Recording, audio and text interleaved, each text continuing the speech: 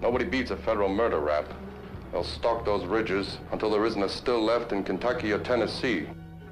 You think it's that easy, huh? Before his death, Robert Mitchum dropped a truth bomb that left Hollywood buzzing, especially when it came to Charlton Heston. Robert Mitchum, born Robert Charles Derman Mitchum on August 6, 1917 in Bridgeport, Connecticut, didn't grow up with any silver spoon dreams or easy breaks. His early life was straight struggle.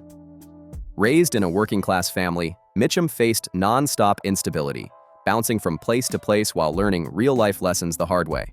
His father worked dangerous stunt jobs, while his mother fought to keep the family afloat, and that pressure shaped Mitchum fast. Those rough beginnings built a toughness in him that no acting school could ever teach. That grit followed him everywhere. It became the raw edge audiences felt every time he hit the screen during Hollywood's golden age. When Mitchum finally stepped into Hollywood, it wasn't through some fancy studio deal or lucky break. He hustled through odd jobs, worked as a stuntman, and grabbed small roles wherever he could. Then people started noticing. His deep, unmistakable voice and fearless presence made casting directors look twice. Films like 30 Seconds Over Tokyo in 1944 and Undercurrent in 1946 proved he wasn't just another face. He carried a quiet danger, a cold intensity, and a realness that separated him from the polished stars around him. While most stars of that era were loud, flashy, and over the top, Mitchum moved different. His acting was low-key, controlled, and way ahead of its time. He didn't beg for attention, he pulled people in without trying. That's how he became the face of the anti-hero. His characters were messy, morally twisted, and hard to pin down, but they felt real, raw, and human. The late 1940s and 1950s were when Mitchum truly took over. One role in particular changed everything out of the past in 1947.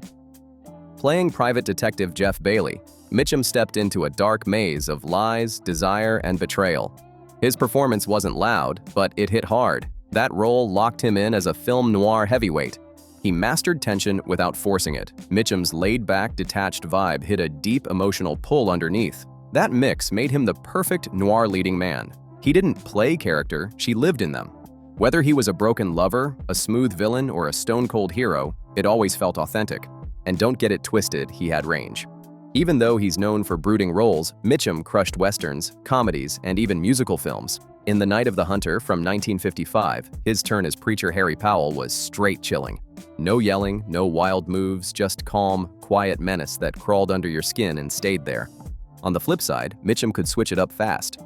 When he stepped into lighter roles, including films like The Story of G.I. Joe in 1945, he showed a softer side that surprised people. There was warmth, humor, and an easy charm that balanced out his stone-faced image. That range wasn't accidental. It proved he could move with the times and stay relevant while Hollywood kept changing the rules. Off-screen, Mitchum was just as unpredictable. He built a reputation as a rebel with zero patience for Hollywood nonsense. Known for sharp wit, dry humor, and a clear dislike for fake industry behavior, he kept studio executives on edge. His personal life only added to the legend run-ins with the law. A passion for fishing, a love of poetry, and a reputation as a smooth operator all mixed into one larger-than-life image. But here's the twist: has stayed grounded. Unlike many stars chasing non-stop attention, Mitchum often pulled back, choosing a quieter, almost isolated life away from cameras and red carpets. None of it felt fake. Audiences could feel the honesty in every stare, every pause, every line delivery. He existed in two worlds at once, fully aware of fame's traps, yet never owned by them. His influence didn't stop at movies either. His voice, timing, and effortless cool shaped generations of actors. Directors and co-stars said the same thing. Mitchum barely needed guidance because he already knew exactly what each scene needed. Mitchum didn't need big speeches or wild movements to hit hard. In an era full of dramatic flair and exaggerated performances, his quiet control felt revolutionary. A single look, a pause, or a low-key delivery said more than pages of dialogue. That stripped-down style made him timeless and only added to the mystery people couldn't stop talking about. In March of 1940, Robert Mitchum married Dorothy Spence, a relationship that would last nearly 60 years and quietly anchor his chaotic personal life. Dorothy was known as patient, grounded, and tough in her own way. She stood beside him before the fame fully hit, right as he was carving his lane in Hollywood and chasing something bigger. Their marriage unfolded during Mitchum's rapid rise to stardom, a time fueled by ambition and inner restlessness. Together, they had 3 children, all raised in the strange space between normal family life and constant public attention. Their father was a screen legend, but also a man surrounded by rumors, controversy, and temptation. Even with the pressure, the family stayed publicly intact. Their bond didn't break easily, despite being pushed again and again. Dorothy remained steady while Mitchum's choices tested the limits of loyalty and patience. Let's be real, Robert Mitchum's bad boy image wasn't just for the screen. Known for effortless, cool, and raw charm, he wasn't a faithful husband. The film industry's temptations, mixed with his rule-breaking mindset, led to multiple affairs throughout his marriage. These situations weren't secret in Hollywood and regularly fed tabloid headlines. Mitchum lived by his own code, ignoring social rules and expectations, no matter who was watching. Still, through all the side relationships and whispered rumors, Dorothy Spence never walked away. She stayed solid, steady, and discreet, handling Mitchum's lack of... You don't have a favorite Robert Mitchum film? No, I don't think so. They don't pay it. From their wedding in 1940 until Mitchum's death in 1997, they outlasted an industry known for quick romances and even quicker divorces. Hollywood chewed people up, but their relationship somehow stayed standing. They survived everything: the fame, the scandals, the legal trouble, and the non-stop pressure that came with Mitchum's larger-than-life image. Dorothy's patience and resilience played a massive role, but so did Mitchum's own personal code. Even when his choices leaned selfish, he still held on to the idea of family and never fully turned his back on his commitment to her. Their relationship wasn't perfect or traditional, but it was real. An unconventional love story that pushed through decades of temptation, ego, and personal flaws. In the end, it only came to a close when Mitchum passed away at 79.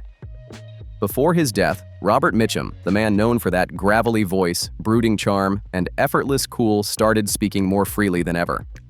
Famous for refusing Hollywood's fake image machine, he didn't sugarcoat anything.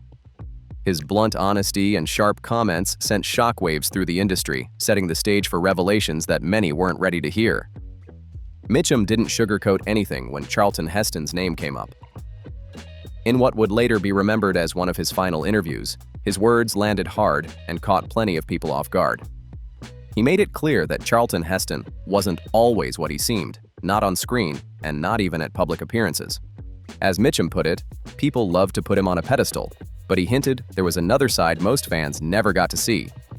That comment alone sent shockwaves, especially since Heston was known for his towering presence, booming voice, and legendary roles in Ben-Hur and the Ten Commandments. To the public, Heston symbolized honor, strength, and classic Hollywood hero energy.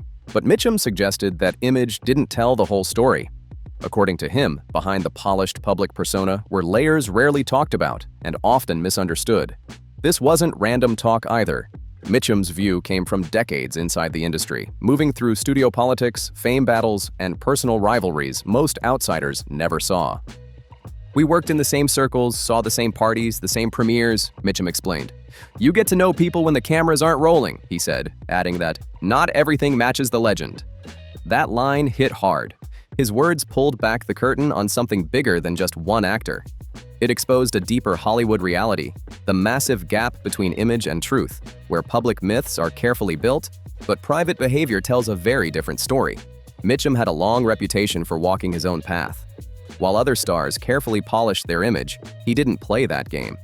He stayed real, sometimes to the point of being uncomfortable, and that same mindset showed when he spoke about Charlton Heston. For Mitchum, honesty mattered more than protecting anyone's reputation. He wasn't trying to start drama, he was describing what he saw. He admitted Heston could be incredibly charming, but he also pointed out moments of stubbornness, flashes of arrogance, and a strong need to stay in control. According to Mitchum, those traits weren't always easy to deal with. This wasn't a personal takedown. Mitchum was painting the picture of a complicated man trying to juggle fame, power, and massive public expectations. As Heston grew older, his outspoken political activism, especially his leadership with the National Rifle Association, often took center stage and blurred the line between the actor and the individual behind the roles. Mitchum hinted that these characteristics didn't appear overnight. Even back in their early film industry days, those same tendencies were already shaping how Heston moved through Hollywood. They influenced his relationships, his professional dealings, and the way people reacted to him behind closed doors. He also pulled back the curtain on Hollywood friendships themselves. In that world, Alliances weren't always what they seemed. Some connections were real, others were just for show, and rivalries often lived quietly beneath polite smiles and staged camaraderie. "People like to think the stars all get along," Mitchum said, but he made it clear that Hollywood was business first and feelings second. Friendships were layered, messy, and rarely simple. Charlton Heston was no exception. As Mitchum put it, "You never really know who's your friend and who's just playing a role when the camera's off." That line exposed a truth most fans never consider. With those words, Mitchum pulled back the curtain on celebrity culture itself. Even among peers, the line between real connection and performance was blurry. Fame didn't erase competition, it amplified it. And this wasn't about tearing Heston down. Mitchum wasn't trying to damage his legacy. Instead, he was humanizing him. Behind the heroic poses and larger-than-life image was a real person, carrying contradictions, insecurities, and ambition, just like anyone else. There was also something heavier in Mitchum's tone during these reflections. Speaking not long before his own death in 1997, he sounded deeply aware of time running out. "When you've been around as long as I have," he said, "you start seeing the cracks in the masks people wear." He added that the truth about someone isn't found in magazines or polished interviews. "It's something else entirely," Mitchum explained, "something far more human." That message hit harder than any headline. In many ways, these words felt like a final offering, a reminder that screen legends aren't flawless icons, but complicated individuals hiding behind carefully built images.